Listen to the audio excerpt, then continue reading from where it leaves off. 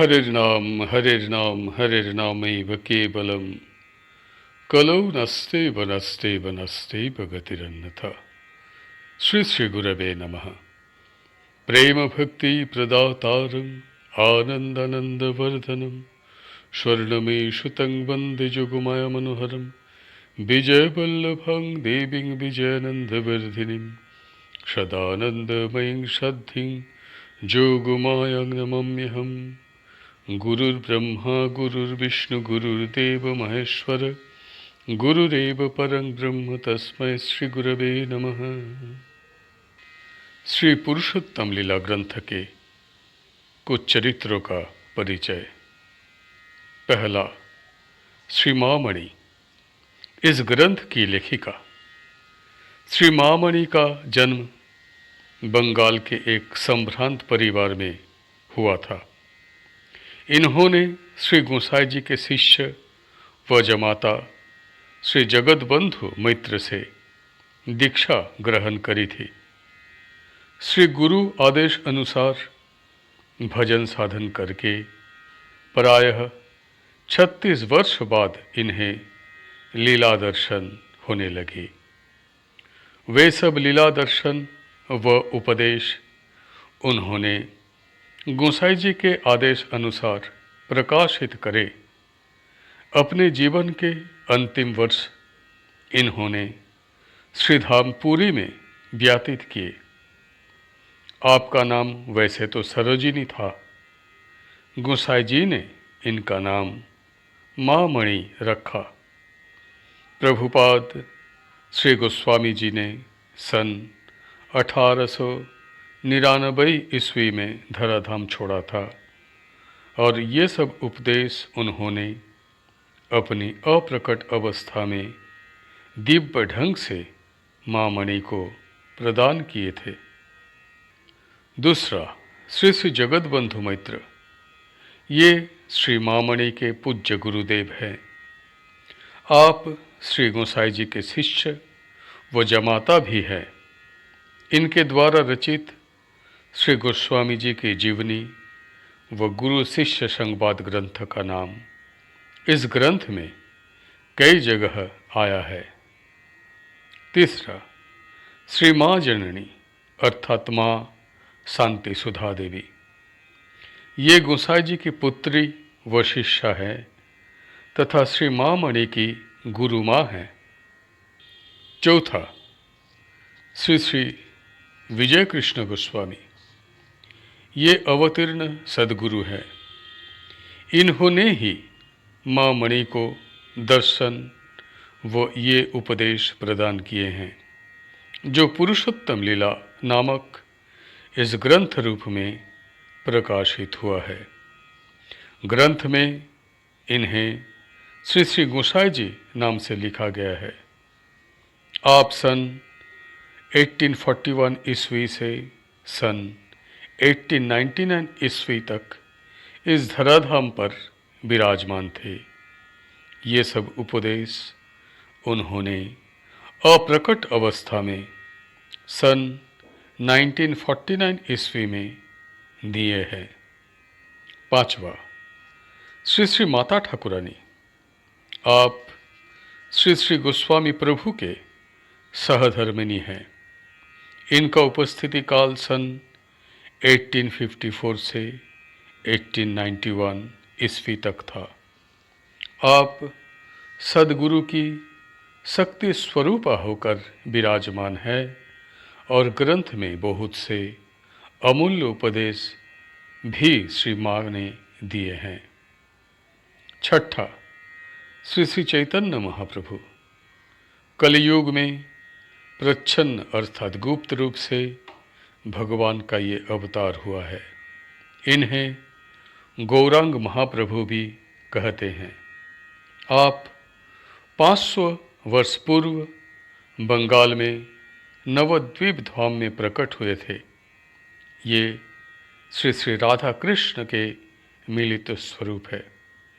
अवतार काल में महाप्रभु ने कहा था कि इस पृथ्वी पर जितने देश और ग्राम हैं उन सब में सर्वत्र मेरा नाम प्रचार होगा। सातवां, श्री श्री नित्यानंद प्रभु। ये महाप्रभु के बड़े भाई व बलदेव स्वरूप हैं।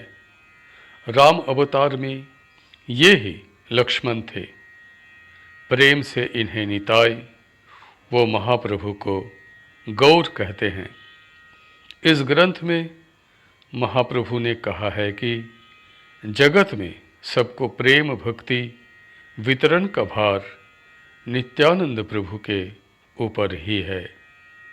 आठवां, श्री श्री अद्वैत प्रभु। ये महाप्रभु के अंतरंग पार्षद प्रवर हैं।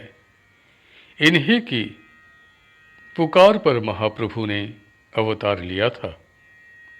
ये महाविष्णु का स्वरूप है। इनके वंश की 10वीं पीढ़ी में श्री श्री विजय कृष्ण गोस्वामी जी ने शांतिपुर में जन्म लिया था। 9वां, श्री राय रामानंद जी। 500 वर्ष पूर्व महाप्रभु के समय में ये उनके अंतरंग पार्षद थे। 10वां और आखिरी, श्री जोग जीवन गोस्वामी जी। आप श्री श्री गोसाई जी के पुत्र है। श्री पुरुषोत्तम लीला। इस ग्रंथ में मां मणि को जो प्रत्यक्ष दर्शन वार्तालाप जो श्री गौरांग महाप्रभु श्री सद्गुरु विजय कृष्ण गोस्वामी वो माता ठाकुरानी के साथ हुए थे, उसका अद्भुत वर्णन है। जिस दिन वो संबत को ये दर्शन या आदेश प्राप्त हुआ, वो प्रारंभ में लिखा गया है। श्री पुरुषोत्तम लीला ग्रंथ का पाठ आरंभ। पहला लीला दर्शन। 3 कार्तिक 1365 बंगाब्द, अंग्रेजी 1949 ईस्वी।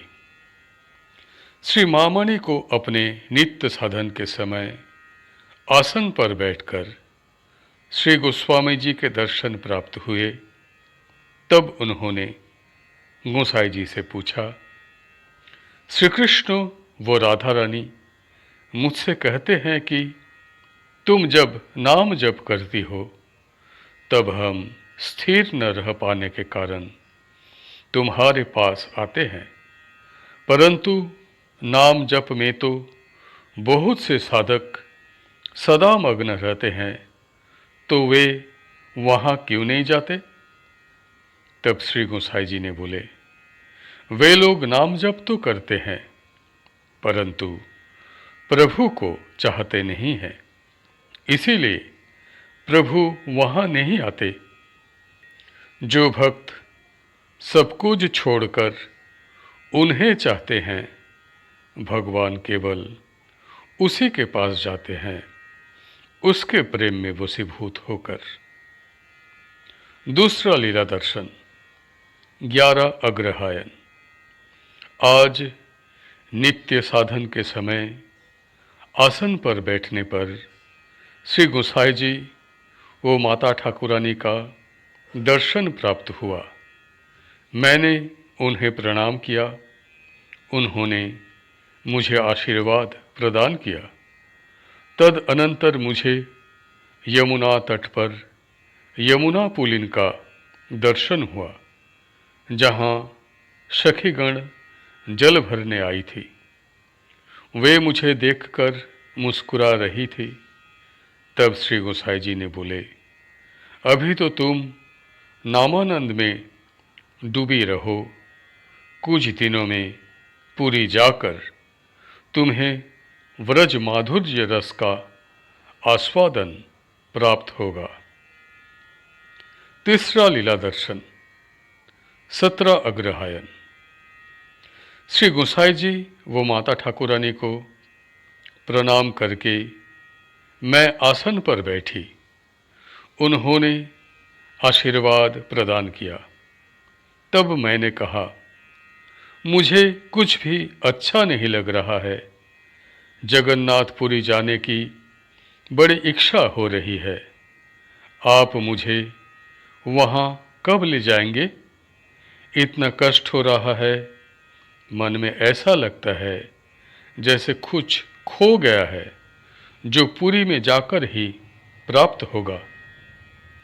तब गोसाई जी बोले, तुम मधुर रस में ओत-प्रोत हो जाओगी, उसी का सूत्रपात हो रहा है, क्योंकि विरह न होने से मिलन का आनंद समझना कठिन है।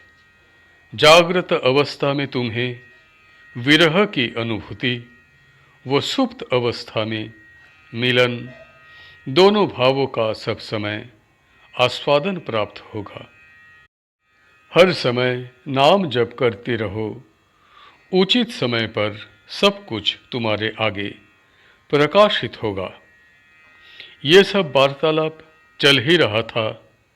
उस समय देवर्षि श्री नारद वीण यंत्र पर सुमधुर हरिनाम गान करते करते वहां आए। उन्होंने गोसाई जी वो माता ठाकुरानी को प्रणाम किया। मैंने श्री नारद जी को प्रणाम किया तो उन्होंने मुझे आशीर्वाद प्रदान करते हुए कहा, माँ, तुम्हारे ऊपर गोसाई जी की जैसी कृपा देख रहा हूँ, ऐसी कृपा आज तक किसी को प्राप्त नहीं हुई है। तुम इस बार मधुर भाव में मग्न हो जाओगी। तत्पश्चात श्रीधाम पुरी जाकर इस मधुर भाव का पूर्ण विकास होगा, जिसके फलस्वरूप तुम्हें दुर्लभ अवस्था लाभ होगी। खूब नाम जप करते हुए आनंद करो। ये कहकर हरि बोल बोलते हुए देवर्षि मनोहर नृत्य करने लगे। आज का पाठ यहीं पर समाप्त होता है। हरि बोल हरि बोल हरि बोल। जय गुरुदेव, जय गुरुदेव, जय गुरुदेव।